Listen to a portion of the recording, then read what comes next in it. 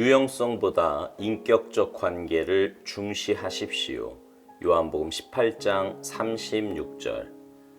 내 나라는 이 세상에 속한 것이 아니니라. 오늘날 주 예수 그리스도의 가장 큰 원수는 사역의 실리성입니다.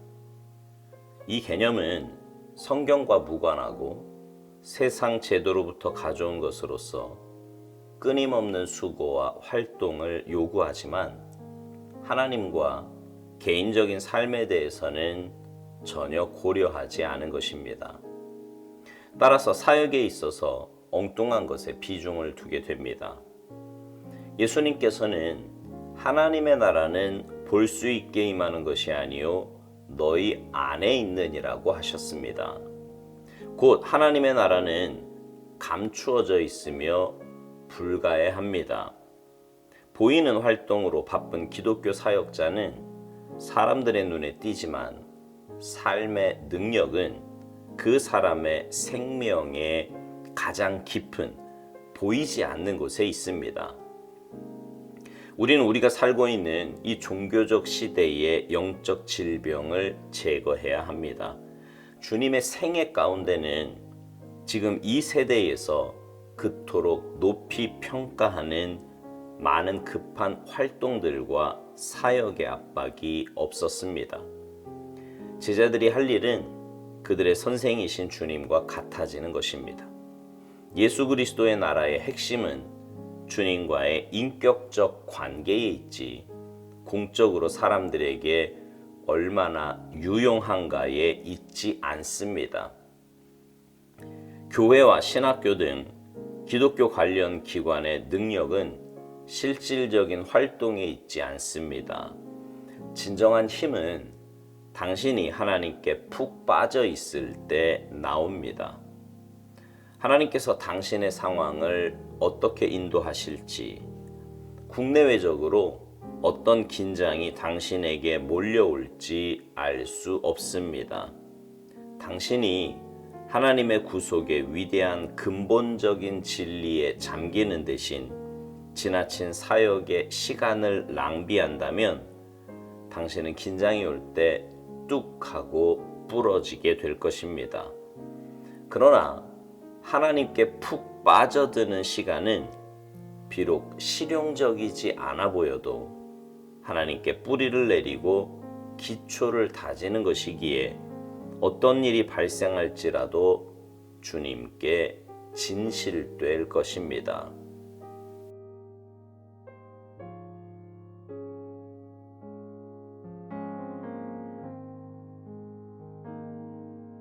오늘 묵상의 제목이요. 유용성보다 인격적 관계를 중시하십시오입니다.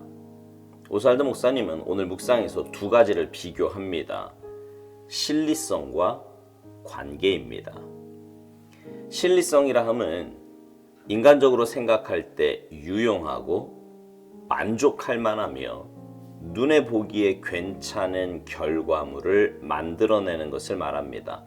반면에 관계는 말 그대로 주님과의 관계입니다. 주님과 얼마나 인격적인 관계를 유지하는지, 얼마나 깊은 관계를 유지하는지를 중시하는 것입니다.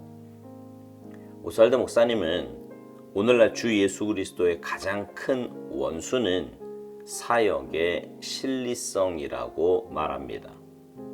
이 개념은 성경과 무관하고 세상 제도로부터 가져온 것으로서 끊임없는 수고와 활동을 요구하지만 하나님과의 개인적인 삶에 대해서는 전혀 고려하지 않은 것이라고 말합니다. 그래서 사역에 있어서 엉뚱한 것에 비중을 두게 된다고요. 그러니까 분명 주님의 일을 하는 것 같은데 그 출발과 기준이 세상적인 거예요.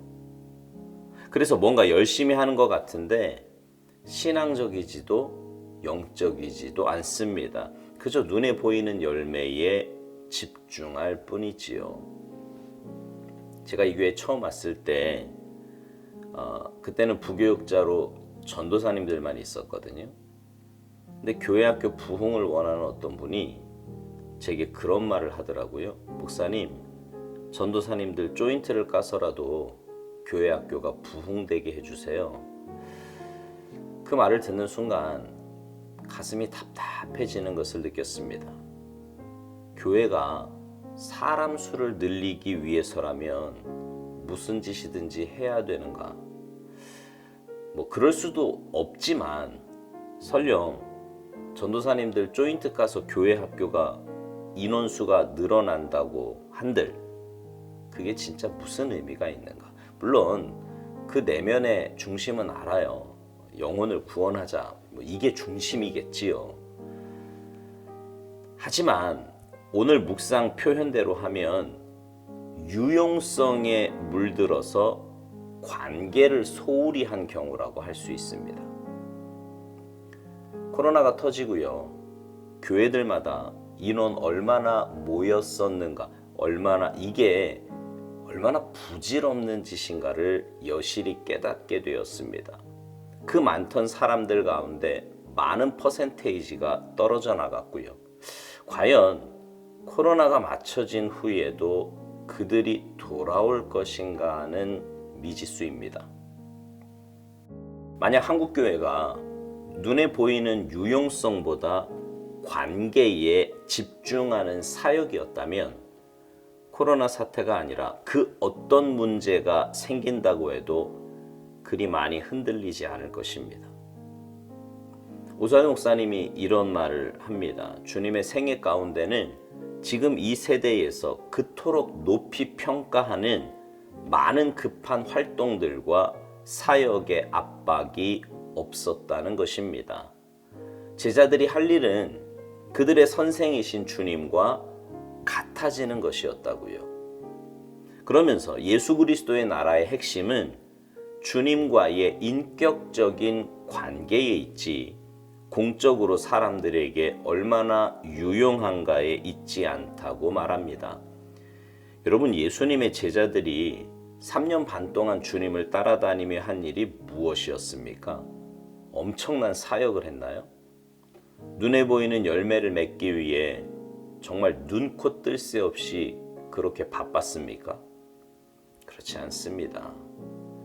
그들에게 있어서 정말 중요한 일은 주님과 함께 하면서 주님을 닮아가는 것이었습니다. 그렇게 될 때 그들을 통해 하나님 나라가 확장되었으며 초대교회가 세워지게 되었습니다. 오늘 우리도 그렇게 해야 합니다. 주님과의 관계가 먼저입니다. 주님과의 관계에 집중하여서 주님 닮아가면 사역의 열매는 자연스럽게 맺어집니다.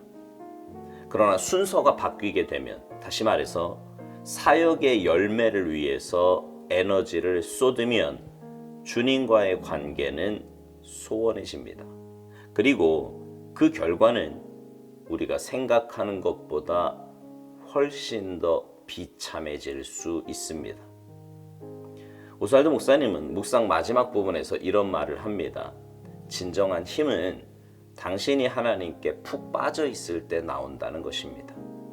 그러면서 당신이 하나님의 구속의 위대한 근본적인 진리에 잠기는 대신 지나친 사역의 시간을 낭비한다면 당신은 긴장이 올 때 뚝 하고 부러지게 될 것이라고요. 그러나 하나님께 푹 빠져드는 시간은 비록 실용적이지 않아 보여도 하나님께 뿌리를 내리고 기초를 다지는 것이기에 어떤 일이 발생할지라도 주님께 진실될 것이라고 말합니다. 그렇습니다. 신앙생활은 내 힘으로 하는 것이 아니라고 여러 번 말씀드렸습니다. 하나님이 주신 힘으로 하나님의 은혜로 하는 것인데 그건 하나님과의 관계에서 오는 거예요. 그것도 억지로 만들어내는 것이 아니라 주님과의 깊은 사랑의 관계에 있을 때 그 사랑의 힘이 나로 하여금 그렇게 살도록 만드는 것입니다. 그리고 그런 삶을 살면 내 삶에서 맺어지는 열매들이 하나님을 기쁘시게 하며 하나님 나라를 확장해 가는데 귀하게 쓰임받게 되는 것입니다. 사랑하는 성도 여러분, 여러분은 무엇에 집중하며 사십니까? 눈에 보이는 유용성입니까? 아니면 주님과의 관계입니까? 기억하시기 바랍니다. 관계에 집중하면 유용성은 따라옵니다. 그러나 유용성에 집중하면 둘 다 놓치게 됩니다.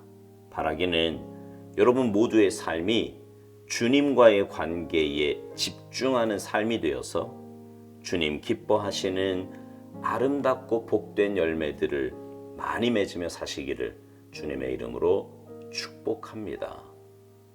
아멘.